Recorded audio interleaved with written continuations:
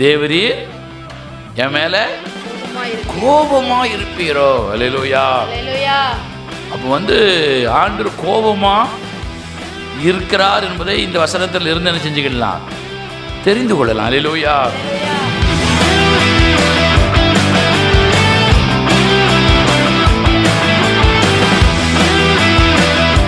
சிலர் சொல்லுவாங்க ஆண்டவர் கோபப்படவே மாட்டார். அல்லேலூயா. அடிக்க அம்மாஞ்ச மாதிரி செஞ்சுட்டு இருப்பாரு, பட்டுக்கிட்டே இருப்பார் அப்படின்னு நினைப்பாங்க. நிறைய பேர் அப்படி தான் பிரசங்கம் பண்ணுதாங்க. அல்லேலூயா. தேவனுக்கு கோபமே என்ன செய்யாது, வராது. அல்லேலூயா. அவர் அன்புள்ளவர், கோபமே வராது என்று சொல்வார்கள். பெற்றோர்கள் இருக்கிறார்கள், பிள்ளைகள் தவறு செய்யும் பொழுது தகப்பனுக்கும் தாய்க்கும் கோபம் வராதாங்க, வரும். அல்லேலூயா.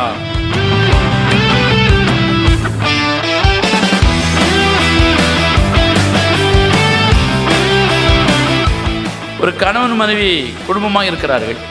யாராயிலும் ஒருவர் தவறு செய்யும் பொழுது கணவனுக்கும் மனைவிக்கு கோபம் வராதா, வரும். அல்லேலூயா. ஆனால் எவ்வளோதான் பாசமாக இருந்தாலும் எவ்வளோதான் அன்பாக இருந்தாலும் அந்த அன்பினுடைய மிகுதி நிமித்தம் நாம் அன்பு வைத்திருக்கிற அந்த நபர்கள், கணவனோ மனைவியோ பிள்ளைகளோ தவறுகளை செய்யும் பொழுது நமக்கு என்ன வருகிறது, கோபம் வருது. அல்லேலூயா.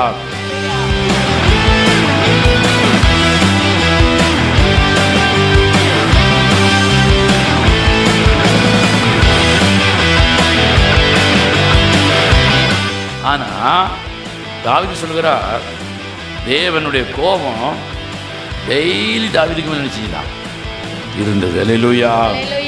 வேதம் சொல்கிறது, தாவீது சொல்கிறார், நீர் எப்பொழுதும் கோபமாக இருப்பீரோ, என்றைக்கும் கோபமாக இருப்பீரோ அப்படின்னு கேட்கிறார். அல்லேலூயா.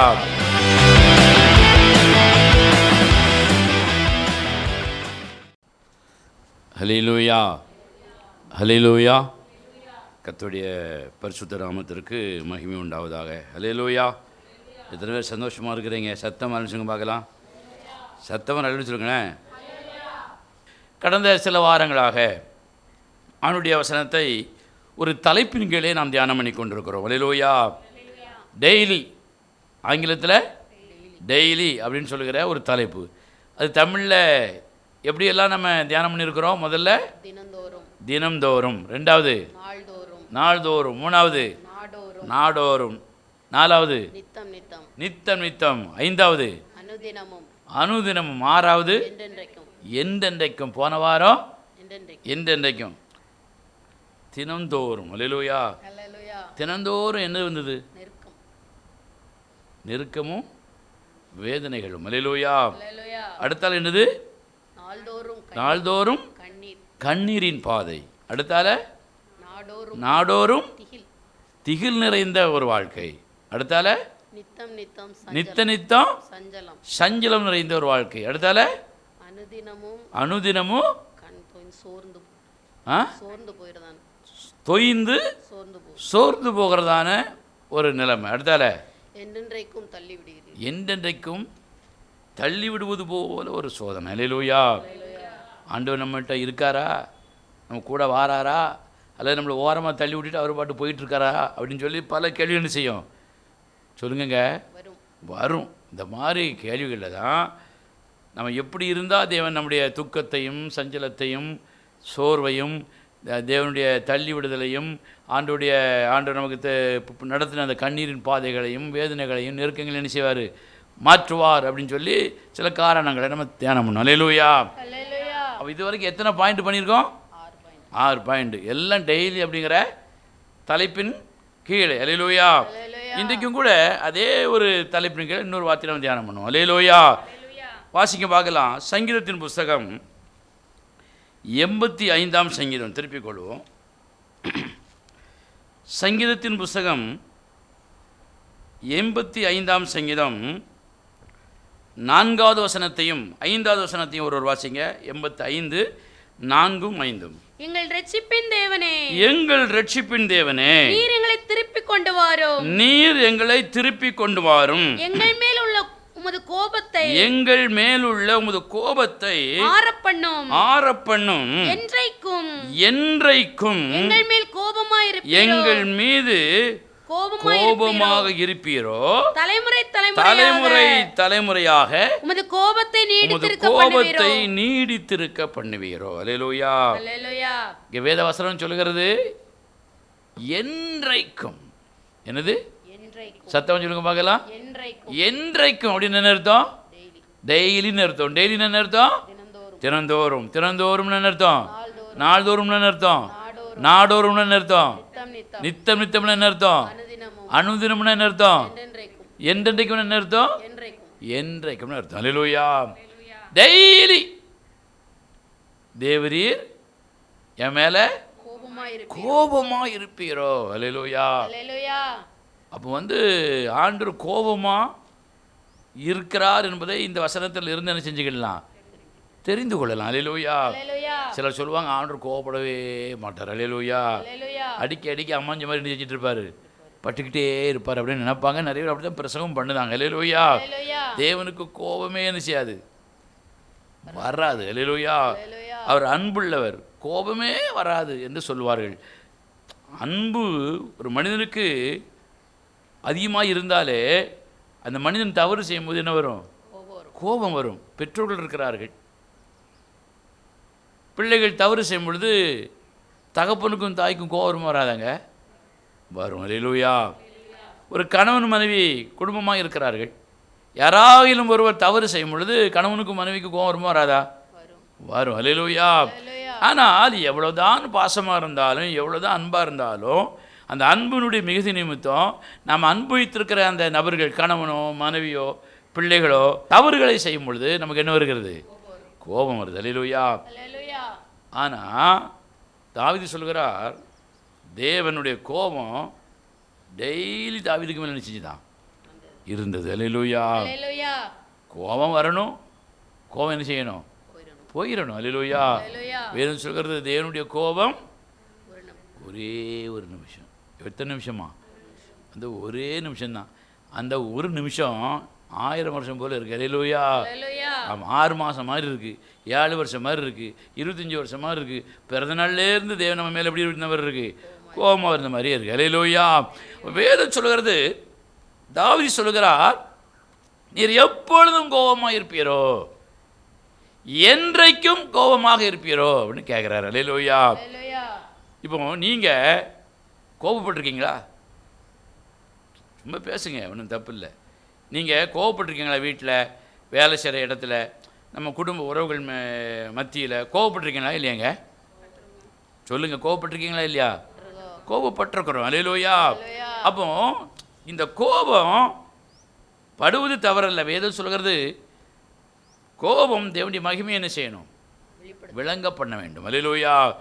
நம்ம சுயநலத்துக்காக சும்மா சும்மா நினைச்சக்கூடாது, எரிச்சலும் கோபமும் படக்கூடாது. அல்லேலூயா. அப்போ பாருங்க, தேவன் என்றென்றைக்கும் மாத்திரமில்லை என்றைக்கும் அவர் கோபமுடையவராக தாவீதின் மேல் இருந்தார்னு வேதம் சொல்லுது. அல்லேலூயா. தேவன் கோபப்படுகிறதுக்கு என்ன காரணம்? என்றைக்கும் தேவன் கோபப்படுகிறார் என்று சொன்னால் அதற்கு ஒரு காரணம் இருக்குமா இருக்காதாங்க? கட்டாயம் இருக்கும். அல்லேலூயா. நாம படுகிற கோபத்திற்கு சரியான காரணம் இருக்கிறதோ இல்லையோ, ஒரு பொய்யான காரணத்தையாதுன்னு சொல்லுவோம், சொல்லி அதை நியாயப்படுத்துவோம். அல்லேலூயா. ஆனால் தேவன் கோபப்படும் பொழுது அதில் நியாயமான காரணம் மட்டும்தான் இருக்கும். அல்லேலூயா சொல்லுங்க பார்க்கலாம். சரி, தேவன் கோபப்படும் பொழுது என்ன நடக்கிறது அப்படின்னு பார்த்தீங்கன்னா, வேதத்தில் வாசித்தீங்கன்னா நிறைய சாபங்கள் நம்ம விட்டு விலகாமல் அப்படி என்ன செய்யுது? கூடவே பயணித்து கொண்டே இருக்கும். அல்லேலூயா. தேவன் கோபப்படுகிறதுனால நம்ம மேலே என்ன வரும்? சாபம் வரும். டெய்லி என்றும் என்றைக்கும் அவர் கோபப்பட்டுக்கிட்டே இருந்தால் அந்த சாபம் போகவும் போகாதா? போகவே செய்யாது. அல்லேலூயா.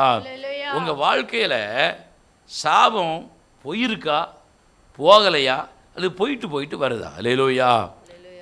அப்போ எத்தனை பேருக்கு தேவனுடைய கோபம் உங்களை விட்டு மாறணும் அப்படின்னு விரும்புகிறீங்க? சத்தமாக நல்ல சொல்லுங்களேன். என்றைக்கும் இருக்கிற தேவ கோபம் என் வாழ்க்கையில், என் குடும்பத்தில் இருந்து என்ன செய்யணும்? மாறணும் அப்படின்னு சொல்லக்கூடியவங்க இன்னொரு சத்தமாக இல்லை சொல்லுங்க. சோதரம். அப்போ தேவனுடைய கோபத்திற்கு என்ன காரணம்?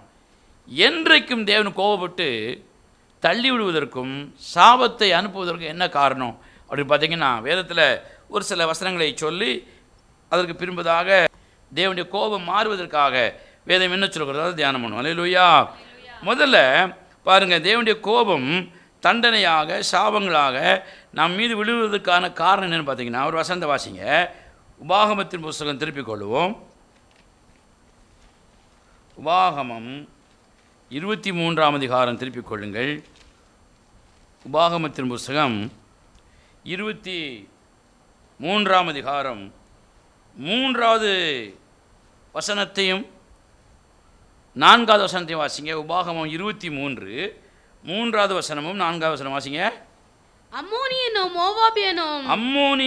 மோவாபியனும் கர்த்தருடைய சபைக்கு உட்படலாகாது. கர்த்தருடைய சபைக்கு உட்படலாகாது. 10ஆம் தலைமுறையிலும் என்றைக்கும் அவர்கள் கர்த்தருடைய சபைக்கு உட்படலாகாது. கர்த்தருடைய சபைக்கு உட்படலாகாது. அல்லேலூயா.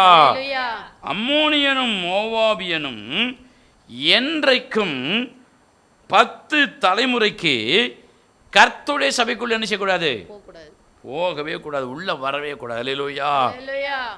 என்றைக்கும்னா எத்தனை வருஷத்திற்கு? 10 தலைமுறைக்கு. ஒரு அல்லேலூயா சொல்லுங்க பார்க்கலாம்.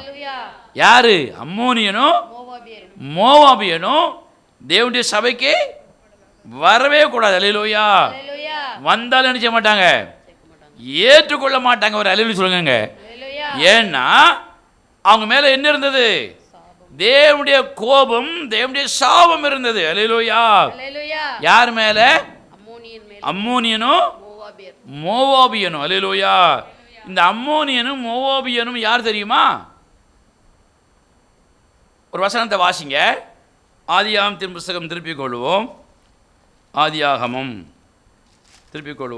ஆதியாகமத்தின் புஸ்தகம் 19ஆம் அதிகாரம். அம்மோனியனும் மோவாபியனும் யார்? எந்த வழித்தோன்றலிலே வந்தவர்கள் அப்படின்னு பார்த்தீங்கன்னா, ஆதியாகமம் 19ஆம் அதிகாரம் 37வது வசனத்தையும் 38ஆம் வசனத்தையும் வாசிங்கள். ஆதியாகமம் 19 37 38. மூத்தவள் ஒரு குமாரனை பெற்று அவனுக்கு மோவாப் என்று பெயரிட்டாள். அவன் இந்நாள் வரைக்கும் இருக்கிற மோவாபியருக்கு தகப்பன். இளையவளும் ஒரு குமாரனை பெற்று அவனுக்கு பென்னமி என்று பெயரிட்டாள். அவன் இந்நாள் வரைக்கும் இருக்கிற அம்மோன் புத்திரருக்கு தகப்பன். அல்லேலூயா. மோவாபியருக்கு தகப்பன். அம்மோன் புத்திரருக்கு தகப்பன். யார் 10 தலைமுறைக்கு உள்ள வரக்கூடியது? அம்மோனியனும் மோவாபியனும். யார் இவங்க? லோத்தினுடைய வழித்தோன்றல்கள். அல்லேலூயா. நீதிமானாயிருந்த லோத்தினுடைய பிள்ளைகள். வேறமா சொல்ல நமக்கு நேரம் இல்லை. அல்லேலூயா. லோத்தினுடைய பிள்ளைகள். இந்த பிள்ளைகள் தவறான முறையில் பிறந்ததினால அவர்களை சபைக்கு உள்ளே அனுமதிக்கக்கூடாது என்று வேதம் சொல்லுகிறது. அல்லேலூயா. அப்போ அது மாத்திரமில்லை, அவங்க ஏன் சபைக்குள்ளே போக முடியாதான்? இன்னொரு வசனத்தை வாசிங்க. அதே உபாகமத்தின் புஸ்தகம் திருப்பிக் கொள்வோம். உபாகமம் 23ஆம் அதிகாரம் 4வது வசனத்தை வாசிங்க. நீங்கள் எகிப்திலிருந்து புறப்பட்டு வருகிற வழியிலே, இஸ்ரவேல் ஜனங்களாகிய நீங்கள் எகிப்திலிருந்து புறப்பட்டு வருகிற வழியிலே அவர்கள் அப்பத்தோடும் தண்ணீரோடும் உங்களுக்கு எதிர்கொண்டு வராதது நிமித்தம் உன்னை சபிக்கும்படியாக மெசொப்பொத்தாமியாவின் ஊராகிய பேத்தூரில் இருந்த பேயோரின் குமாரன் பிலேயாமுக்கு கூலி பேசி அவனை அழைப்பித்தது நிமித்தமும் இப்படி செய்ய வேண்டும். ஏன் சபைக்குள்ள வரக்கூடாதான்? தேவனுடைய ஜனங்கள் பிரயாணம் பட்டு வரும் பொழுது இந்த அம்மோனியனும் மோவாபியனும் எதிர்கொண்டு போய் அப்பமும் தண்ணீர் ஒன்று செய்யலை, குடிக்கல. அல்லேலூயா. தேவ ஜனங்களுக்கு இவங்க தண்ணீரும் ஆகாரமும் கொடுக்கல. அதை குறித்து பேசணும்னா இன்னும் ரொம்ப விளக்க நேரம் ஆயிரும். அல்லேலூயா. அது மாத்திரமல்ல, பிலேயாமை கூலி பேசி இந்த ஜனங்கள் என்ன செய்யணும்? சபிக்கணும்னு சொன்னான். அல்லேலூயா. தேவனுடைய ஜனத்துக்கு எதிர்கொண்டு போய் அவங்களுக்கு ஆதரவு கொடுக்காம அவங்களை சபிக்கும்படியாக ஒரு ஊழியக்காரனை கூலிக்கு பொறித்து கொண்டான். அல்லேலூயா. இப்படி நிறைய பேரை நம்ம பார்க்குறோம். தேவனுடைய ஜனங்களுக்கு எதிராக போய் அவர்களை வாழ்த்தாமல் ஊழியக்காரன் சப்போர்ட்டு நமக்கு இருக்குது, ஊழியக்காரிகள் சப்போர்ட்டு நமக்கு இருக்குன்னு சொல்லி தேவ ஜனங்களுக்கு எதிராக போய் என்ன செய்வாங்க, அவங்கள சபிப்பாங்க. இப்படி சபிக்கிறவங்க சாபத்தையும் கோபத்தையும் அள்ளி தங்க தலைமையில் செஞ்சுடுவாங்க, போட்டுக்கொள்வார்கள். அந்த குடும்பம் எப்படி இருக்கும்? சபிக்கப்பட்டதாக இருக்கும். தேவ கோபம் அவர்கள் மேல் நிற்கும். அல்லேலூயா. அதனால் இவங்க 10 தலைமுறைக்கு, ஒரு தலைமுறைனா எத்தனை வருஷம்? 75-80 வருஷம். 10 தலைமுறைனா 780 வருஷம் நினைச்சக்கூடாது, ஆலயத்திற்கே வரக்கூடாது. அல்லேலூயா. அப்படி ஒரு பயங்கரமான சாபம். அல்லேலூயா. ஆலயத்திற்கு வரவில்லை என்று சொன்னாலே அது என்னதுதான்? சாபம் என்பதை புரிந்து கொள்ள வேண்டும். அல்லேலூயா. அது சிலருக்கு ஒரேடியாக இருக்கிறது, சிலருக்கு விட்டு விட்டு வருகிறது, சிலருக்கு வராமலேயே போய்விடுகிறது. அள்ளி சொல்லுங்க பார்க்கலாம். சோத்திரம். அப்போ தேவனுடைய கோபம் அம்மோனியின் மேலும் மோவாபின் மேலும் வந்த காரணம், தேவ ஜனங்களுக்கு ஆதரவாக தண்ணீரும் உணவும் ஆகாரமும் கொண்டு போகாது மட்டுமல்ல, அவர்களை சபிப்பதற்காக கூலி பொறித்து கொண்டு ஒரு ஊழியக்காரனை அழைத்து வந்ததுதான் என்று வேதம் சொல்கிறது. அல்லேலூயா. அப்போ நம்முடைய வாழ்க்கையில் தேவ ஜனங்களுக்கு ஆதரவாக தான் இருக்கணுமே தவிர தேவ ஜனங்களுக்கு எதிராக நினைச்சக்கூடாது, இருக்கவே கூடாது. அல்லேலூயா. ஒரு தேவனுடைய பிள்ளை நம்ம வீட்டுக்கு வந்தால் நம்ம என்ன செய்யணும்? அப்பமும் தண்ணீரும் கொடுக்கணும். அப்பம் இல்லாட்ட ஒரு கிளாஸ் தண்ணீராக என்ன செய்யணும்? கொடுக்கணும். அவங்க கூட உட்காந்து தேவனுடைய வார்த்தைகளை என்ன செய்யணும்? ஆசீர்வாதமாக பேசணும். அல்லேலூயா. அதை விட்டுட்டு காய்மகாரமாக கள்ளத்தனமாக இருந்தால் அங்கே என்ன இருக்கும்? தேவ கோபம் இருக்கும், தேவனுடைய சாபம் இருக்கும். அல்லேலூயா. அதனால் தேவ ஜனங்களுக்கு ஒருவருக்கொருவர் அப்பமும் தண்ணீரும் கொடுத்து ஆதரவாக நம்ம இருக்கணும். ஒரு அல்லேலூயா சொல்லுங்கம்மா. ரெண்டாவது, என்றைக்கும் பாருங்கள், தேவனுடைய கோபம் சாபமாக இருப்பதற்கு என்ன காரணம்? வாசிங்க பார்க்கலாம். உபாகமத்தின் புஸ்தகம் திருப்பிக் கொள்வோம். அதே உபாகமத்தின் புஸ்தகம் 28ஆம் அதிகாரம் திருப்பிக் கொள்ளுங்கள்.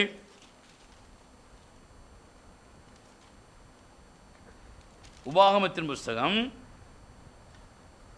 28ஆம் அதிகாரம் 45ஆம் வசனத்தை வாசிங்க. உன் தேவனாகிய கர்த்தர் உனக்கு விதித்த அவருடைய கற்பனைகளையும் கட்டளைகளையும் கைக்கொள்ளும்படி நீ அவர் சத்தத்திற்கு செவிகொடாதபடியினால் இந்த சாபங்கள் எல்லாம் உன்மேல் வந்து நீ அழியும் மட்டும் உன்னை தொடர்ந்து பிடித்து உன்னிலும் உன் சந்ததியிலும் என்றைக்கும் அடையாளமாகவும் அற்புதமாகவும் இருப்பாய். அல்லேலூயா. என்றைக்கும் எப்படி இருப்பீங்க? அடையாளமாக அற்புதமாக இருப்பீங்க. எதுக்கு அடையாளமாக? சாபத்திற்கு அடையாளமாக இருப்பீங்க. அல்லேலூயா. உங்களை பார்த்த உடனே சொல்லுவாங்க, சாபம் பிடிச்சவா. அல்லேலூயா. இவன் வெறும் சாபம் பிடிச்சவன். அல்லேலூயா. இவன் மூஞ்சில் முழிச்சா கூட 5 அரிசி கிடைக்காது. ஒரு அழைச்சிருங்க பார்க்கலாம். எங்க சத்தமாக ஒரு அழைச்சிருங்க. நீங்கள்லாம் சபிக்கப்பட்ட ஆட்களா, ஆசீர்வதிக்கப்பட்ட ஆட்கள். அல்லேலூயா.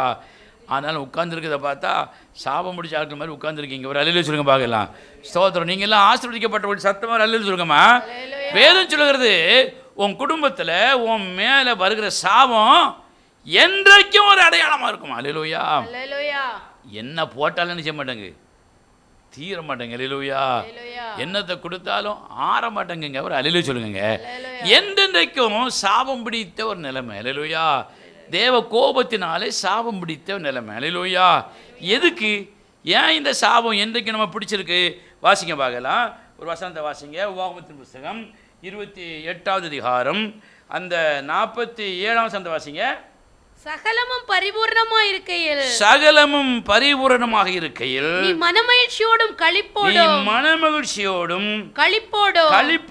உன் தேவனாகிய கர்த்தரை சேவியாமற் போனது நிமித்தம். அல்லேலூயா. வேதம் சொல்லுகிறது அந்த 47ஆம் வசனத்தில், சகலமும் உனக்கு பரிபூரணமாக இருக்கும் பொழுது நீ மனமகிழ்ச்சியோடும் களிப்போடும் உன் தேவனாய கர்த்தரை ஆராதிக்காமல் போனது நிமித்தம். அல்லேலூயா. ஏன் சாபம் உனக்கு அடையாளம்? தரித்திரம் வரும்பொழுது ஆண்டவரை தேடி தேடி வர்றது. அல்லேலூயா. ஆசீர்வாதம் வந்தோடனே ஆண்டவர் விட்டு ஓடி ஓடி போகிறது. ஒரு அல்லேலூயா பார்க்கலாம். அது ஆண்டவர் சொல்றாரு, உனக்கு தரித்திரமாக இருந்த நான் உன்னை ஆசீர்வாதமாக்கி வச்சேன். அல்லேலூயா. நோயில் கடந்த உன்னை சுகம் கொடுத்தேன். அல்லேலூயா. நீ தண்ணீர் இல்லாமல் இருந்த உனக்கு தண்ணீரை நிறைவாக உனக்கு தந்தேன். அல்லேலூயா. ஆடைகள் உடைகள் இல்லாமல் இருந்த நல்ல உடையும் ஆடையும் தந்தேன். ஆகாரம் இல்லாமல் இருந்த தினந்தோறும் பட்டினி போடாமல் உனக்கு திருப்தி ஆகாரம் தந்தேன். ஒரு அல்லேலூயா சொல்லுங்க. நல்ல உன்னை ஆசீர்வதிச்சு வச்சிருந்தேன். அல்லேலூயா.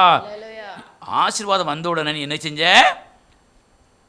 அந்த நேரத்தில் மனமகிழ்ச்சியோடு ஆண்டவரை ஆராதிக்காம உன் மனமகிழ்ச்சிகளை எங்கே போயிட்டு ஊர் சுற்றுவதிலும் உல்லாசம் போவதிலும் படுத்து உறங்குவதிலும் உணவு விடுதியில் போய் நல்ல உணவு உண்பதிலும் பீச்சுக்கு போவதிலும் இப்படி உறவுக்காரங்க வீட்டுக்கு போவதிலும் திருமண வீட்டுக்கு போவதும் சடங்கு வீட்டுக்கு போவதும் இப்படியே என்ன செஞ்சுட்டு அப்படியே தேவனை நீ விட்டுட்டு விட்டுட்டு விட்டுட்டு விட்டுட்டு ஓடினாய். அல்லேலூயா.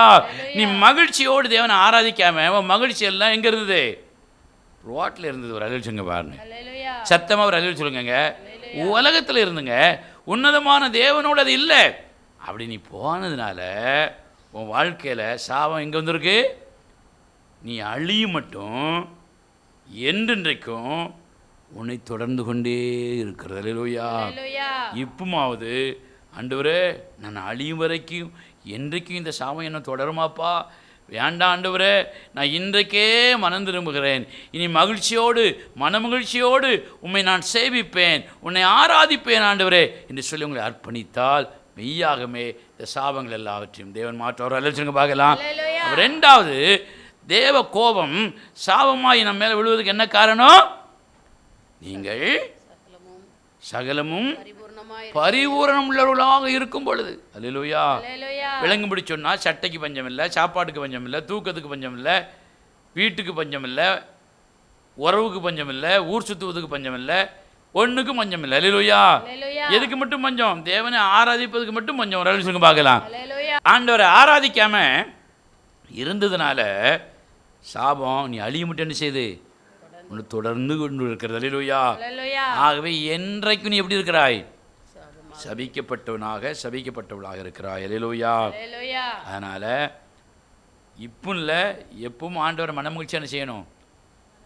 ஆராதிக்கணும், சேவிக்கணும். ஒரு அல்லேலூயா பார்க்கலாம். அடுத்தால தேவ கோபம் ஏன் சாபமாக வந்துச்சான்? வாசியம் பார்க்கலாம். 2 சாமுவேலின் புஸ்தகம் திருப்பிக் கொள்வோம். 2 சாமுவேல் புஸ்தகம் 12ஆம் அதிகாரம் 10வது வசனம் வாசிங்க. இப்போதும் நீ என்னை அசட்டை பண்ணி ஏத்தியனாய உரியாவின் மனைவியை உனக்கு மனைவியாக எடுத்துக்கொண்டபடியால் பட்டயம் என்றைக்கும் உன் வீட்டை விட்டு விலகாது. அல்லேலூயா. என்றைக்கும் பட்டயம் வீட்டை விட்டு விலகாது. முதல்ல என்றைக்கும் 10 தலைமுறைக்கும் கர்த்தருடைய சபைக்கு என்ன செய்யக்கூடாது? உள்ளே போகக்கூடாது. ரெண்டாவது, என்றைக்கும் அழியும் மட்டும் தேவனுடைய சாபம் தொடரும். மூன்றாவது, என்றென்றைக்கும் பட்டயம் உன் வீட்டை விட்டு என்ன செய்யாது? விலகாமல் இருக்கும். அல்லேலூயா. பட்டயம்னா என்னது? அருவான்னு வச்சுக்கிடுவோம். அல்லேலூயா. கத்தி, அருவா எதுக்கு? வெட்டுக்கு தான். ஒரு அல்லேலூயா சொல்லுங்க. தினந்தோறும் வெட்டப்பட வேண்டியிருக்கு. அல்லேலூயா.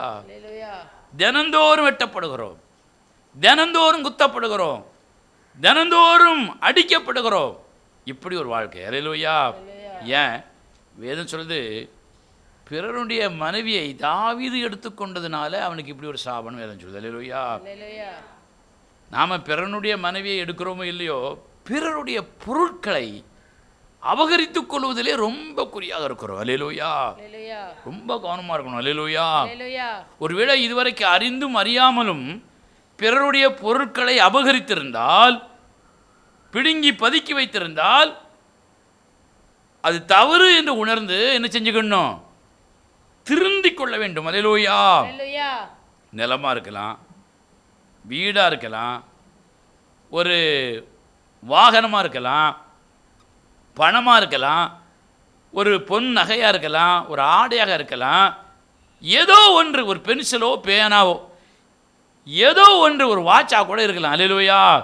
பிறனுடையதை நம்முடையதாக அபகரிக்கும் பொழுது, எடுத்துக்கொள்ளும் பொழுது தேவன் என்ன செய்வார்? கோபப்படுவார். அல்லேலூயா. இன்னைக்கு நிறைய திருடுறவங்க கூட ஏல திருடுன்னு அப்படின்னு போலீஸ்காரன் அடிக்கும் பொழுது அதுக்கு ஒரு காரணம் சொல்லுவான். அல்லேலூயா. ஒரு காரணம் வச்சிருப்பான்னு சொல்லுவான். அல்லேலூயா. அப்படியா, போ, சரி நீ போ அப்படின்னு போலீஸ்காரன் விடுவானா? விடவே மாட்டான். அல்லேலூயா. எக்காரணத்தை கொண்டும் பிறருடைய எந்த பொருளையும் அபகரிக்க நினைப்பதே தப்பு. அபகரித்து கொள்வது அடுத்த தப்பு. அபகரித்து கொண்டு அவனுக்கு என்ன இல்லாமையாக இருக்குது, அவனுக்கு கோடி கோடியாக இருக்குது, அவன்கிட்ட ஒரு 100 ரூபா தான் அடிச்சிருக்கோம் அப்படின்னு பேசுவது அதை விட பெரிய தப்பு. சொல்லுங்க பார்க்கலாம். யோசிக்கணும். பிறருடைய பொருளை இச்சையாதிருப்பாயாக, வீட்டையாகிலும் நிலத்தையாகிலும் பொருளையாகிலும் ஆடையாகிலும் மாடையாகிலும் எதையே ஆகிலும் பிறனுடையது என்ன செய்யக்கூடாது? இச்சிக்கக்கூடாது, அபகரித்து கொள்ளக்கூடாது. ஒரு அல்லேலூயா சொல்லுங்க. அப்படி அபகரித்து கொள்ளும் பொழுது என்றைக்கும் அடிக்கப்படுகிற அந்த பட்டயம் நம் வீட்டை விட்டு என்ன செய்யாது? நீங்கவே செய்யாது. அல்லேலூயா. தாவீதா இருந்தாலும் சாலமோனா இருந்தாலும் ஆபிரகாமா இருந்தாலும் என்ன செய்யாது? நீங்காது. என்றைக்கும் சாபம் வீட்டுக்குள்ளே இருக்கும். ஒரு அழிச்சுங்க பார்க்கலாம். அதனால தான் நிறைய பேர் வீட்டுக்குள்ளே நினைச்ச முடியல, இருக்க முடியல. அல்லேலூயா. ஸ்தோத்திரம். அப்போ பிறனுடையதை அபகரித்து கொள்ளும் பொழுது தேவன் கோபப்படுகிறார். அல்லேலூயா. தேவன் என்ன சொல்வார்? முதல்ல அதை கொண்டு கொடுன்னு சொல்வார். அல்லேலூயா. எடுத்ததை கொண்டு கொடுத்துரு, வச்சிட்டு இருக்காத. அல்லேலூயா. சத்தமாக அல்லேலூயா சொல்லுங்கம்மா. நீங்கள் நிறைய எடுத்து வச்சிருக்க போல தெரியுது. ஒரு அல்லேலூயா சொல்லுங்க. கொடுத்துடணும். இருந்தால் என்ன செஞ்சிடணும்? கொடுத்துடணும். முழுங்கிட்டாலும் எப்படியாவது திரும்ப என்ன செய்யணும்? கொடுக்கணும். அழைச்சிருங்க பார்க்கலாம். சத்தமாக அழைச்சிருங்க. ஸ்தோத்திரம். ஆண்டவராக கக்க பண்ணதுக்கு முன்னாடி நம்ம என்ன செஞ்சிடணும்? கொடுத்துடணும். ஒரு அல்லேலூயா சொல்லுங்கள். சரி, அப்போ அடுத்தால பாருங்கள். அடுத்தால தேவ கோபம் சாபமாக எப்படி வருதான் வாசிங்க. எரேமியா தீர்க்கதரிசன புஸ்தகம் திருப்பிக் கொள்வோம். எரேமியா தீர்க்கதரிசன புஸ்தகம் 8வது அதிகாரம் திருப்பிக் கொள்ளுங்கள். எரேமியா தீர்க்கதரிசன புஸ்தகம் 8ஆம் அதிகாரம் 5வது வசனத்தை வாசிங்க. ஆனாலும் எருசலேமியராகிய இந்த ஜனம் என்றைக்கும் வழி தப்பி போகிறதென்ன? கபடத்தை உறுதியாக பிடித்திருக்கிறார்கள், திரும்ப மாட்டோம் என்கிறார்கள். நான் கவனித்து கேட்டேன், அவர்கள் யதார்த்தமாக பேசவில்லை. என்ன செய்தேன் என்று சொல்லி தன் பொல்லாப்பு நிமித்தம் மனஸ்தாபப்படுகிறவன் ஒருவனும் இல்லை. ஆண்டு சொல்றாரு, கபடத்தை உறுதியா பிடிச்சிருக்காங்க. அல்லேலூயா. கபடம்னா என்னது? அதான் உங்களுக்கு நல்லா தெரியுமா? அல்லேலூயா. கபடம்னா என்னது? கள்ளத்தனம்னு அர்த்தம். அல்லேலூயா. நல்லது போல நடிக்கிறது, உண்மையை போல நடிக்கிறது. ஒரு அல்லேலூயா சொல்லுங்கம்மா. கபடத்தை உறுதியாக பிடிச்சி வச்சுக்கிட்டு கபடமாகவே நடந்துக்கிட்டு, என் சிஸ்டர் இப்படி செஞ்சீங்க, என் பிரதர் இப்படி செஞ்சா, நான் என்னத்தை செஞ்சுட்டேன்? அவன் செஞ்சதை விட நான் மோசமாக செஞ்சுட்டேன், அவன் செஞ்சதை விட நான் மோசமாக செஞ்சுட்டேன். இப்படி நிறைய பேர் பேசுவோம். பார்த்துருக்கீங்களா? சிஸ்டர், பிரதர், நீங்கள் கபடத்தை ஏன் இப்படி உறுதியாக பிடிச்சிருக்கீங்க, இந்த பாவத்தை ஏன் நீங்கள் உறுதியாக பிடிச்சிருக்கீங்கன்னா நான் என்னத்தான் செய்கிறேன் அப்படிங்கிறது. அல்லேலூயா. எங்க சத்தமாக சொல்லுங்க. அப்படி நீங்கள் என்றைக்கும் கபடத்தை உறுதியாக கெட்டியாக பிடித்து கொண்டு நான் என்ன செய்தேன் என்று நீங்கள் சொன்னால் அந்த காரியத்தினுடைய சாபம், தேவ கோபம் சாபமாக எப்படி வருமா? வாசிங்க. எரேமியா 8ஆம் அதிகாரம் 8ஆம் வசனத்தை 9ஆம் வசனத்தை வாசிங்க. நாங்கள் ஞானிகள் என்றும் கர்த்தருடைய வேதம் எங்களிடத்தில் இருக்கிறது என்று நீங்கள் சொல்லுகிறது எப்படி? இப்போ 9ஆம் வசனத்தை வாசிங்க. ஞானிகள் வெட்கி கலங்கி பிடிபடுவார்கள். அல்லேலூயா. கபடமாக இருந்துட்டு நான் என்ன செய்தேன் அப்படின்னு பேசுகிறவங்க யார்? ஞானிகள். அவங்ககிட்ட தான் அப்படிப்பட்ட வாக்குவாதம், அப்படிப்பட்ட தெனாவட்டி பேச்சலான்னு செய்யும் இருக்கும். சத்தமாக ஒரு அல்லேலூயா சொல்லுங்க. அவன் ஞானியாக இருந்தாலும் கூட, ஞானமாக நீ பேசினாலும் கூட, நீ கபடத்தை உறுதியாக பிடிச்சிக்கிட்டு, நீ ஆணுடைய வசனத்தை படிச்சுக்கிட்டு, என்கிட்ட கர்த்தருடைய வசனம் இருக்குது, கர்த்தர் என் கூட இருக்கார் அப்படின்னு சொன்னாலும், எவ்வளோ பெரிய ஞானியாக இருந்தாலும் வாழ்க்கையில் எப்படி போயிடுவேன்? வெட்கப்பட்டு கலங்கி போய் விடுவாய். அல்லேலூயா. கலக்கமும் வெட்கமும் தான் உனக்கு பங்கு அப்படின்னு வேதம் சொல்லுது. அல்லேலூயா. உங்களை பார்த்து நிறைய பேர் பாராட்டுவாங்க, ஞானி போல பேசுறியா ஐயா, அம்மா நீ ஞானி போல பேசுறியே, ரொம்ப அறிவாளியே பேசுறியே, பரவாயில்லையே அப்படின்னு சொல்லுவாங்க. அல்லேலூயா. நீ ஞானியாக இருந்தாலும் ஞானமுள்ளவளாக இருந்தாலும் கபடத்தை உறுதியாய் பிடித்து கொண்டு அதை குறித்து மனஸ்தாபப்படாமல் நான் என்ன செய்தேன் அப்படின்னு கேள்வி கேட்டு ஞானியை போல பேசினா கலக்கமும் வெட்கம் தான் உனக்கு வரும்னு வேதம் சொல்லுது. அல்லேலூயா. தேவ கோபத்தினுடைய சாபம் கலக்கமும் வெட்கமும் வரும். என்றைக்கும் அது என்ன செய்யும், உனக்கு கூடயே இருக்கும். அதனால் என்றைக்கும் கபடத்தை உறுதியாக செஞ்சுட்டு இருக்காங்க, பிடிச்சிட்டு இருக்காங்க, என்ன செஞ்சுருங்க, விட்டுருங்க. அல்லேலூயா.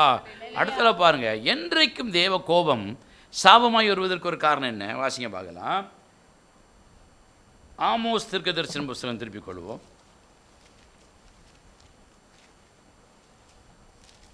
ஆமோஸ் தீர்க்கதரிசன புஸ்தகம் 1ஆம் அதிகாரம். ஆமோஸ் தீர்க்கதரிசன புஸ்தகம் 1ஆவது அதிகாரம் 11வது வசனத்தை வாசிங்க. மேலும் ஏதோமுடைய 3 பாதகங்களின் நிமித்தமும் 3 பாதகங்கள் நிமித்தமும் 4 பாதங்கள் நிமித்தமும் 4 பாதங்கள் நிமித்தமும் நான் அவன் ஆக்கினையை திருப்ப மாட்டேன்.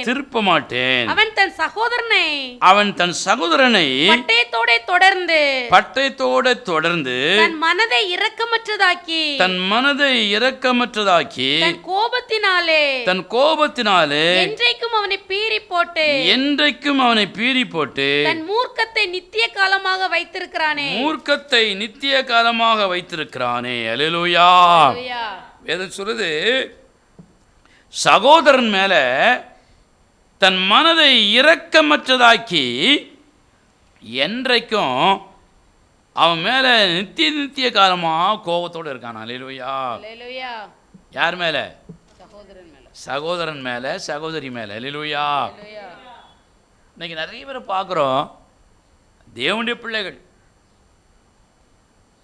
கூட பிறந்தவங்க நிறைய பேர் இருப்பாங்க. பேசுவீங்களான்னு கேட்டால் நாங்கள் பேச மாட்டோம்பாங்க. அல்லேலூயா.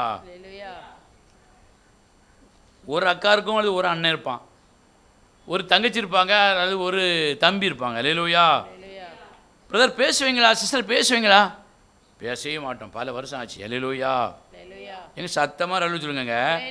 ஸ்தோத்திரம். ஆண்டவர் சொல்றாரு, உன் சகோதரன் மேலே, உன் சகோதரி மேலே இரக்கமற்ற உன் மனசு வைத்திருப்பதற்கு என்ன காரணம் அப்படின்னு கேட்குறாரு. அல்லேலூயா. அவன் மேலே நீ இரக்கமற்ற மனதுடையவளாக இருக்கிறாயே, ஏன் கேட்டா ஒரு காரணம் சொல்லுவோம். அல்லேலூயா. அவனை பார்த்தாலே பீறி போட வேண்டும் என்கிற என்ன செய்கிறது உனக்கு வருது. அல்லேலூயா. கடிச்சு தின்னரலாமோன்னு வருது. அல்லேலூயா. ஏன் அல்லேலூயா வர மாட்டேங்கு? ஏன்னா அவ எனக்கு இது என்ன செய்யலை, தரலை. அல்லேலூயா. இங்கே கொடுத்தா தானாங்க அவங்க தருவாங்க. ஒரு அல்லேலூயா பார்க்கலாம். அவன் நம்ம கொடுக்காம எதையும் என்ன செய்யக்கூடாது, எதிர்பார்க்கவே கூடாது. விதைத்தவன் தான் அறுக்க முடியும். நீங்கள் எதை விதைக்கிறீர்களோ அதை தானே செய்வீர்கள், அறுப்பீர்கள். நீர் ஒரு உருண்டை சோறு கொடுத்தனா அவன் ஒரு உருண்டை சோறு தருவா, அவ்வளோதான். அல்லேலூயா. நீ ஒரு உருண்டை கொடுத்துட்டு 9 உருண்டை எதிர்பார்த்தனா கிடைக்காது. ஒரு அல்லேலூயா பார்க்கலாம். ஆனால் ஒரு தேவ பிள்ளை என்ன செய்யணுமா, நம்முடைய இருதயத்தை சகோதரர் மேலும் சகோதரி மேலும் இரக்கமற்றதா ஆக்காம இரக்கம் உள்ளதா நம்ம என்ன செய்யணும், அவங்களுக்கு நன்மைகளை செய்யணும். அல்லேலூயா. நீ இரக்கமற்றதா எந்தெந்தைக்கும் இருந்தன்னா எவ்வளோ பிரசங்கம் கேட்டாலும், எவ்வளோ வசனத்தை கேட்டாலும், எவ்வளோ ஆலோசனை கேட்டாலும் நான் அப்படித்தான் இருப்பேன் என்று நீங்கள் சொன்னால் வேதம் சொல்கிறது. அதே வசனத்தை வாசிங்க. ஆமோஸ் தீர்க்கதரிசன புஸ்தகம் 1ஆம் அதிகாரம் 11ஆம் வசனத்தை வாசிங்க. மேலும் ஏதோமுடைய 3 பாதங்கள் நிமித்தம் 4 பாதங்கள் நிமித்தமும் நான் அவன் ஆக்கினையை திருப்ப மாட்டேன். நான் அவன் தண்டனையை ஆக்கனையை திருப்ப மாட்டேன். அல்லேலூயா. நீ பண்ணின இரக்கமற்ற அந்த செயலுக்காக நீ என்றைக்கும் இரக்கமற்றவளா இருக்கிறதுனால நான் உனக்கு தந்துட்டு இருக்க மாதிரி ஒரு தண்டனை, அந்த தண்டையில் உன்னை விட்டு என்ன செய்ய மாட்டேன், திருப்ப மாட்டேன், இந்த தண்டனையிலிருந்து உன்னை விடுதலை ஆக்க மாட்டேன். அல்லேலூயா. அல்லேலூயா. இந்த தண்டனை எந்த வடிவத்திலையும் வரலாம். அல்லேலூயா. மறந்துடக்கூடாது. ஒரு அலைவச்சுங்க பார்க்கலாம். உச்சம் தலையிலிருந்து உள்ளங்கால் வரைக்கும் வரலாம். அல்லேலூயா. எந்த ரீதியிலையும் எந்த விதமாகவும் இருக்கலாம். ஒரு அலையிலே சொல்லுங்கம்மா. அல்லேலூயா. ஆனால் அது மாறாமல் பல நாள் பல மாதம் இருக்குதுன்னு சொன்னால் நீங்கள் உங்களை என்ன செஞ்சுக்கணும்? மாற்றிக்கொள்ள வேண்டும். அல்லேலூயா. அல்லேலூயா. இல்லை எனக்கு வந்துச்சு 10 நாளில் மாறிட்டு நான் மறுபடியும் அப்படி தான் இருப்பேன்னா அடுத்தால ஒன்று வரும். அல்லேலூயா. அல்லேலூயா. இதோட பெருசாக வரும். வரச்சுங்க பார்க்கலாம். அல்லேலூயா. அதனால் இரக்கமற்ற மனதாக இருக்கிற தேவ பிள்ளைகள் மீது தேவனுடைய கோபம் இருக்கும். அதனால தேவ சாபமும் அவங்க மேலே இருக்கும். இதெல்லாம் நம்ம வாழ்க்கை விட்டு என்ன செய்யணும்? மாறணும். அல்லேலூயா. இப்போ மறுபடியும் வருவோம். முதல்ல என்றைக்கும் தேவன் கோபமாக இருந்ததற்கான காரணம் தேவ ஜனங்களுக்கு அப்பமும் தண்ணீரும் கொடுத்து அவர்களை ஆதரிக்காததுனால. அல்லேலூயா. அவர்களை வாழ்த்தாமல் அவர்களை குறை சொல்லி சபிச்சதுனால. அல்லேலூயா. ரெண்டாவது, என்றைக்கும் சாபமே தேவ ஜனங்களுக்கு அடையாளமாக இருந்ததற்கு காரணம் தேவ சத்தத்திற்கு என்ன செய்யல? அவங்க செவி கொடுக்காததுனால. என்ன செவி கொடுக்கல? மனமகிழ்ச்சியாக இருக்கும் பொழுது தேவனை என்ன செய்யலை? ஆராதிக்கலை, சேவிக்கலை, தேவனை மகிமைப்படுத்தலை. அல்லேலூயா. அடுத்தால என்றைக்கும் சாபம் வீட்டை விட்டு தாவீதினுடைய வாழ்க்கையில் விலகாமல் இருந்ததற்கு காரணம் பிறருடைய பொருளை இச்சித்து அபகரித்து கொண்டதுனால. அல்லேலூயா. அடுத்தால வேதம் சொல்கிறது, ஞானிகள் வெட்கப்பட்டு என்றைக்கும் கலங்கி போனதற்கு காரணம் இவர்கள் கபடத்தை உறுதியாக பிடித்து கொண்டு அதை உணர்த்தினால் கூட நாங்கள் என்ன செய்தோம் நாங்கள் என்னத்தை பேசினோம் என்று மனஸ்தாபப்படாமல் இருந்ததுனால என்றென்றைக்கும் நீ எவ்வளோ பெரிய படித்தவனாக இருந்தாலும் எவ்வளோ பெரிய படித்தவளாக இருந்தாலும் திறமை உள்ளவளாக இருந்தாலும் நீ வெட்கப்பட்டு கலங்கி கொண்டிருக்கிற ஒரு மனுஷியாகவே இருப்பாய் என்று வேதம் சொல்கிறது. அல்லேலூயா. அதற்கு காரணம் தேவ கோபமும் தேவ சாபம். அல்லேலூயா. அடுத்தால வேதம் சொல்கிறது, ஒரு சகோதரன் மீது ஒரு சகோதரி மீது இரக்கமற்றதாக உன் மனதை உறுதியாய் வைத்து கொண்டிருந்தால் தேவன் உனக்கு தந்திருக்கிற தண்டனை என்ன செய்யாது? மாறவே செய்யாது. அல்லேலூயா. அதனால் சகோதரர்களோடு நம்ம என்ன செஞ்சுக்கணும்? ஒப்பரவாகி விட வேண்டும். ஒப்பரவாதுக்கு என்ன துட்டா கொடுக்கணும்? நல்லா இருக்கியா? நல்லா இருக்கேன். அக்கா நல்லா இருக்கியா? தங்கச்சி நல்லா இருக்கியா? அண்ணன் நல்லா இருக்கியா? தம்பி நல்லா இருக்கியா? சரி பார்த்துக்கலாம். என்ன ரைட், முடிஞ்சு போச்சு தான் ஒப்பரவாகிறது. அல்லேலூயா. அப்பப்போ பார்த்து என்ன செஞ்சுக்கணும்? விசாரிச்சுக்கிடணும், பேசிக்கிடணும். அல்லேலூயா. உன் இருதயத்தில் நீ இரக்கமற்ற மனதை அப்படி உறுதியாக வச்சுக்கிட்டு கள்ளத்தனமாக உறுதியாக வச்சுக்கிட்டு இப்படியே இருந்தா தேவன் உனக்கு தருகிற தண்டனை என்ன செய்யாது? மாறாது. அல்லேலூயா. என்றைக்கும் இப்படிப்பட்ட சாபங்கள் தேவ கோபத்தினாலே நம் குடும்பத்தின் மேலே நம்ம தலையில் மேலே வருவதற்கான நிறைய காரணங்களை நம்ம சிந்திச்சோம். அல்லேலூயா. இந்த கோபமும் இந்த சாபமும் நம்மகிட்ட என்ன செய்யணும்? மாறணும். அல்லேலூயா. எத்தனை பேர் அது மாற வேண்டும் என்று விரும்புகிறீர்கள்? சத்தமாக சொல்லுங்க பார்க்கலாம். சத்தமாக சொல்லுங்களேன்.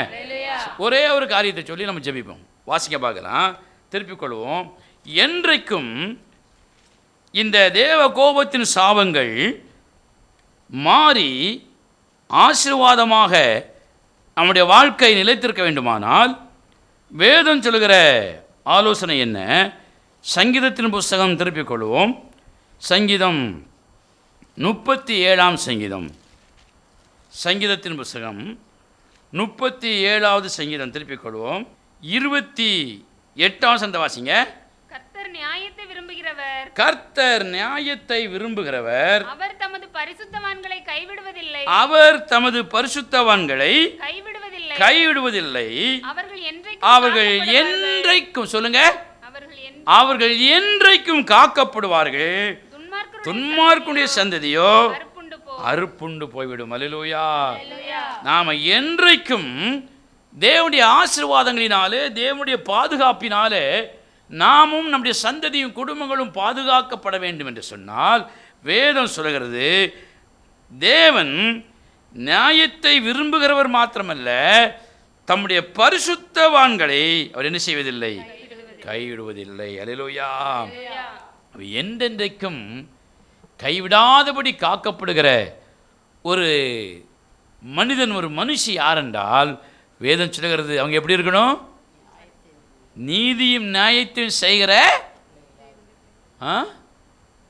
நீதியும் நியாயத்தையும் செய்கிற பரிசுத்தவான்களாக, பரிசுத்தவாட்டிகளாக இருக்கணும். ஒரு அல்லேலூயா சொல்லுங்க பார்க்கலாம். நம்ம எப்படி இருந்தால் என்றைக்கு ஆசீர்வாதம் வரும்? தேவனுடைய நீதியே நியாயத்தை செய்து எப்படி இருக்கணும்? பரிசுத்தவான்களாக இருக்கணும். அல்லேலூயா. பரிசுத்தவாட்டிகளாக இருக்கணும். அல்லேலூயா. ஆனா எனக்கு முன்னால நீங்க நல்லவங்க, தேவனுக்கு முன்னால நீங்க பரிசுத்தமான ஒரு தேவ பிள்ளையாக வாழ்க்கை அமைச்சிருக்கிறீங்களா? யோசித்து பாருங்க. உங்கள்கிட்ட எவ்வளோ குறைவுகள் இருக்குது இல்லையா? எத்தனையோ குறைவுகள், பாவங்கள், கீழ்ப்படியாமைகள் எல்லாம் இருக்குது. ஆனாலும் உங்களை நல்லவர்கள் என்று நான் சொல்லுகிறேன், என்னையும் நல்லவர் என்று நீங்கள் சொல்லுகிறீர்கள். அல்லேலூயா. அப்போ நாம் ஒருவரை குறித்து ஒருவர் நல்லவர்கள் என்று சொல்லிக் கொள்கிறோம், தவறல்ல. ஆண்டவர் சொல்கிறார், நீ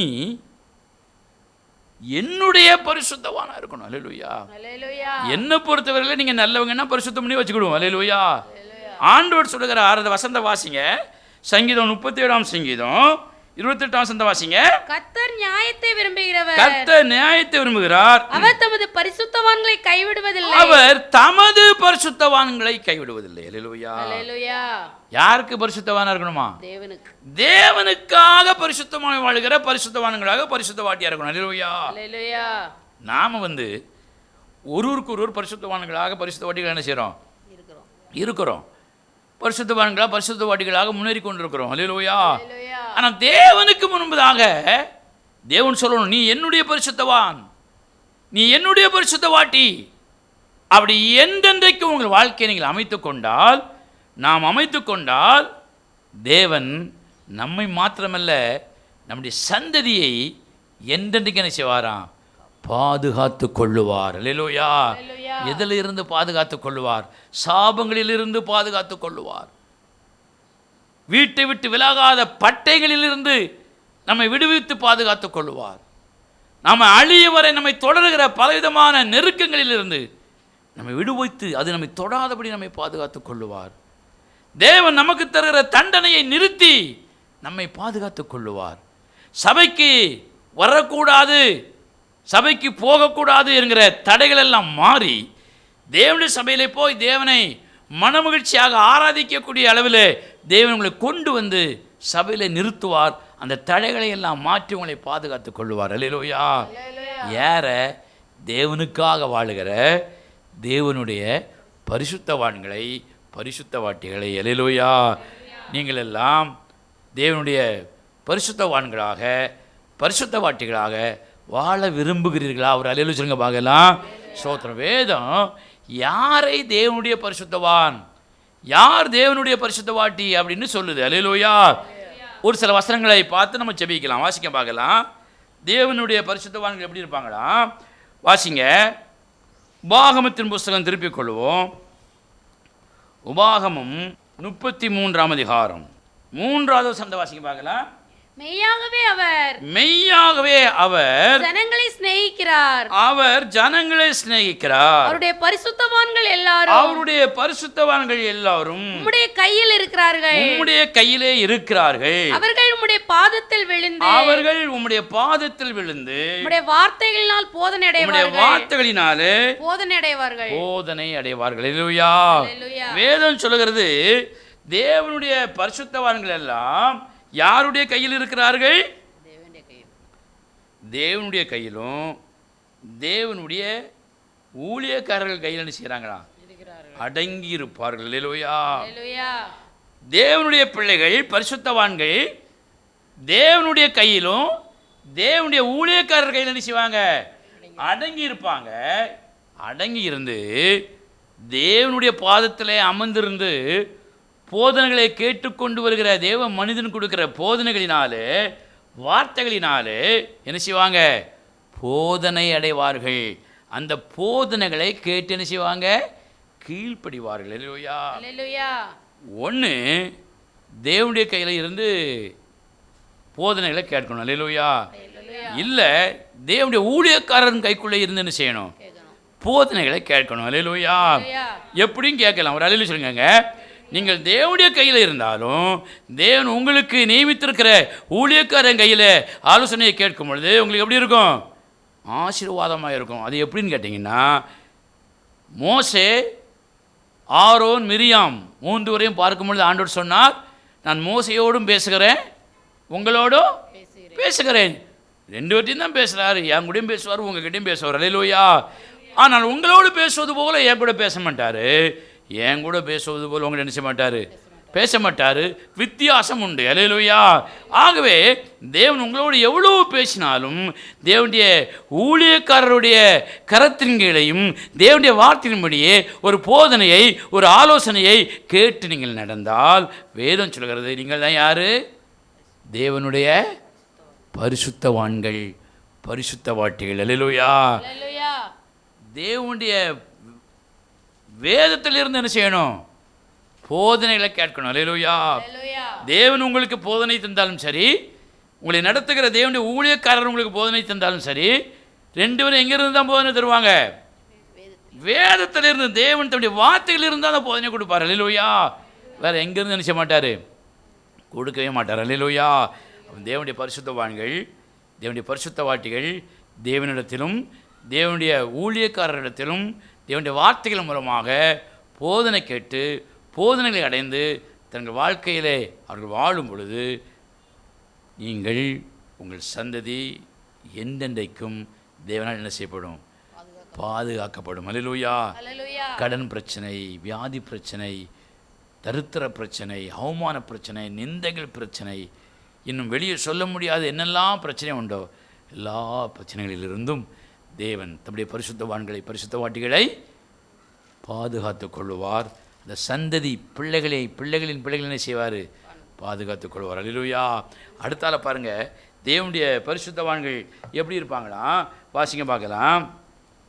2 ராஜாக்களின் புஸ்தகம் 4ஆம் அதிகாரம் திருப்பிக் கொள்வோம்.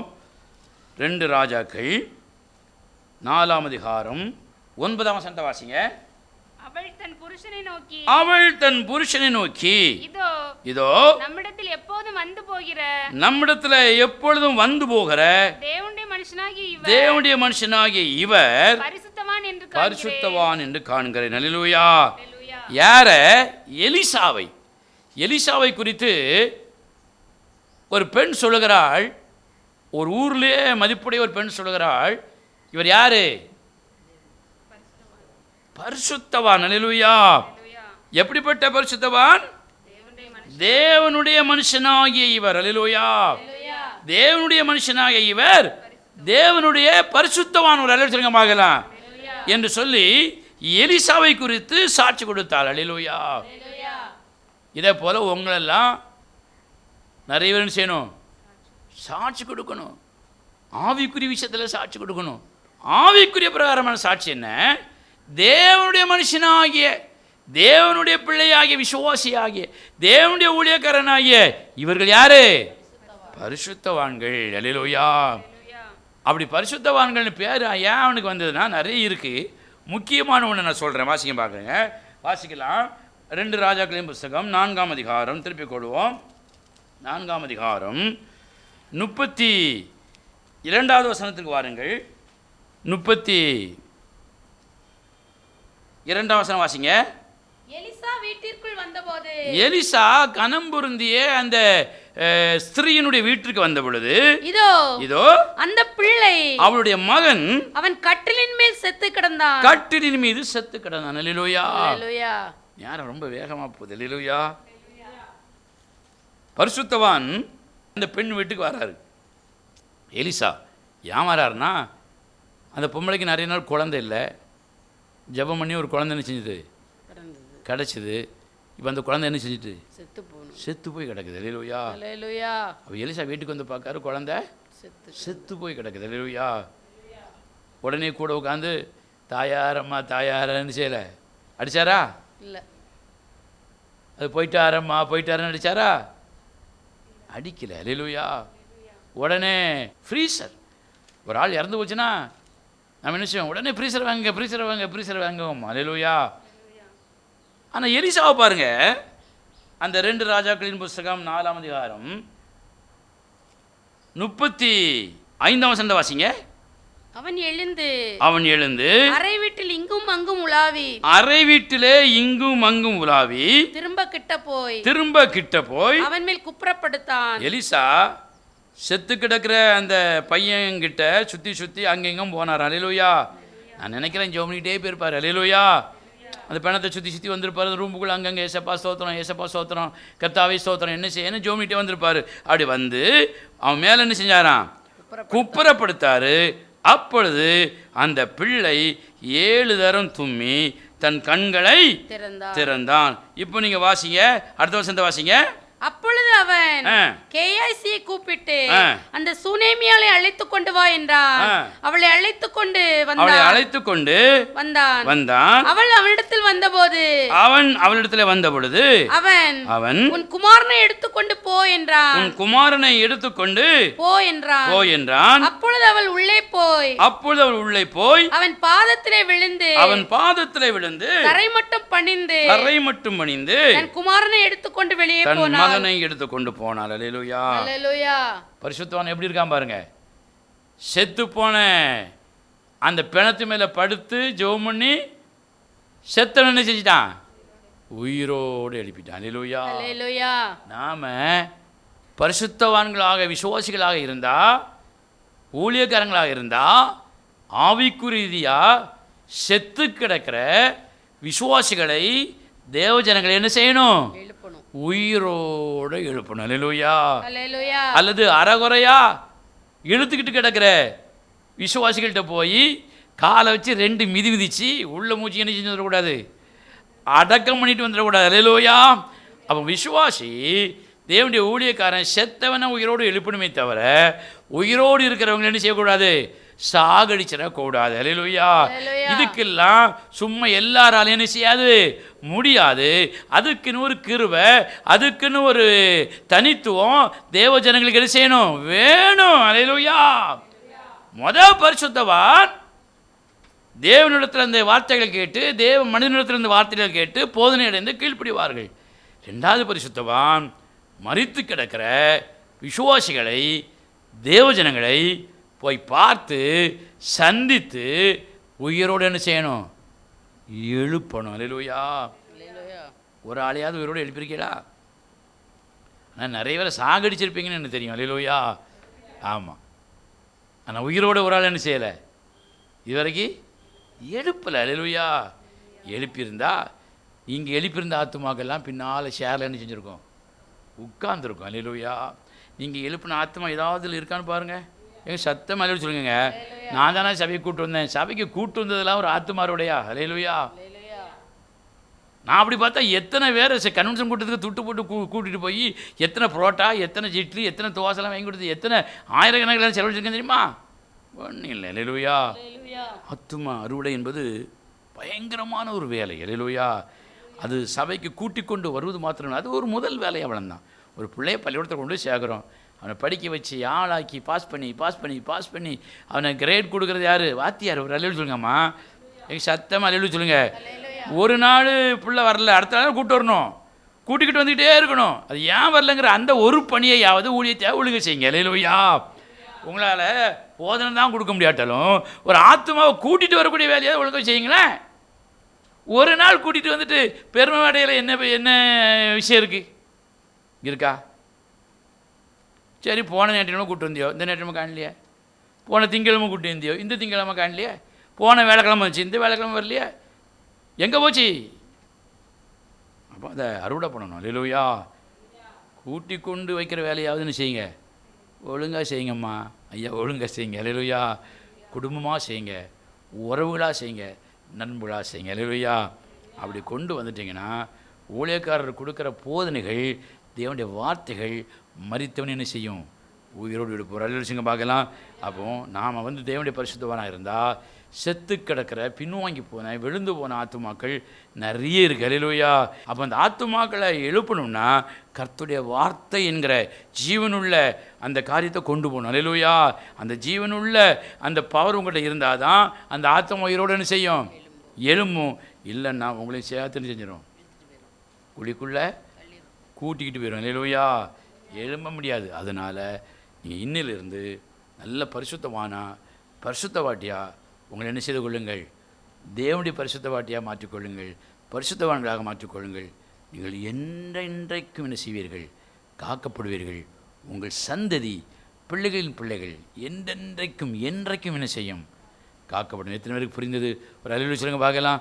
அப்படி எழுப்பி நிற்போம். நாம் ஜெபிக்க போகிறோம். தேவன் விரும்புகிற பரிசுத்தவானாக, பரிசுத்தவாட்டியாக நாங்கள் இருக்கணும் ஆண்டவரே. அப்படி பரிசுத்தவானாக, பரிசுத்தவாட்டியாக இருக்கும் பொழுது நானும் என் சந்ததியும் என்றென்றைக்கும் காக்கப்படுகிறோம். யார் தேவனுடைய பரிசுத்தவான்? யார் தேவனுடைய பரிசுத்தவாட்டி? தேவனிடத்திலும் தேவனுடைய மனிதனிடத்திலும் தேவனுடைய வார்த்தைகள் மூலமாக, சத்தியங்கள் மூலமாக போதனை அடைந்து தன் வாழ்க்கையை மாற்றிக்கொள்கிறவர்கள், தேவனுடைய வார்த்தையின் மூலமாக மரித்தவர்களை உயிரோடு எழுப்பக்கூடிய, ஆத்துமாக்களை ஆதாயப்படுத்தக்கூடிய தேவஜனங்கள் இவர்களான உம்முடைய பரிசுத்தவான்கள், உம்முடைய பரிசுத்தவாட்டிகள் ஆண்டவரே. எங்களை ஒப்பு கொடுக்குறோம் என்று சொல்லி அப்படி ஒப்பு கொடுக்க பார்க்கலாம். ஹல்லேலூயா. வாய் திறந்து அப்படி ஒப்பு கொடுங்க. ஹல்லேலூயா, ஹல்லேலூயா, ஹல்லேலூயா. நன்றி ஆண்டவரே, நன்றியோடு உம்மை துதிக்கிறோம். நன்றி ஆண்டவரே, நாங்கள் உம்மை துதிக்கிறோம். ஹல்லேலூயா.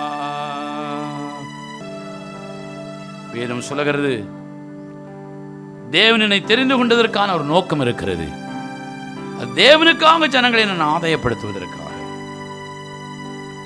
எல்லாமே இயேசுதான் என்று சொல்லுகிற தேவ பிள்ளை அவருடைய பரிசுத்தவான்களாக வாழும். உலகத்தானுக்கு பரிசுத்தவான்களாக வாழ்வது மட்டுமல்ல, உன்னதமான தேவனுடைய பரிசுத்தவான்களாக மாறும், வாழும். யோசித்து பாருங்க. இந்த பூமியிலே நாம் வாழ்ந்தாலும் இயேசுவுக்காக வாழணும். குடும்பத்தில் வாழ்ந்தாலும் இயேசுவுக்காக வாழணும். வேலை தொழில்களை செய்தாலும் இயேசுவுக்காக அதில் வாழணும். எதை செய்தாலும் இயேசுவுக்காக, தேவனுடைய மகிமைக்காக நான் செய்யணும். அப்படி செய்யும் பொழுதுதான் தேவன் நம்மை ஆசீர்வதிப்பார் என்று வேதம் சொல்கிறது. சேர்ந்து கொடுப்போமா? ஹல்லேலூயா. எல்லாமே இயேசு,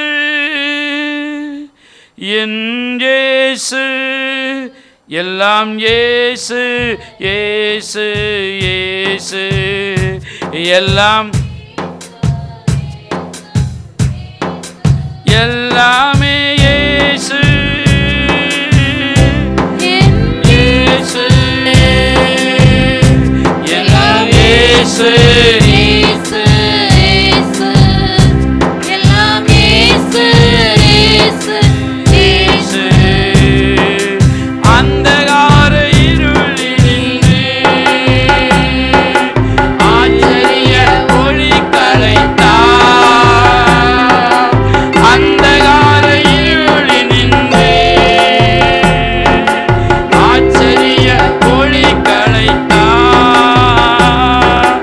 அழைத்தவர் புண்ணியங்கள் அறிவித்திட, அழைத்தவர் புண்ணியங்கள் அறிவித்திட, அடிமையை தெரிந்தெடுத்தார்.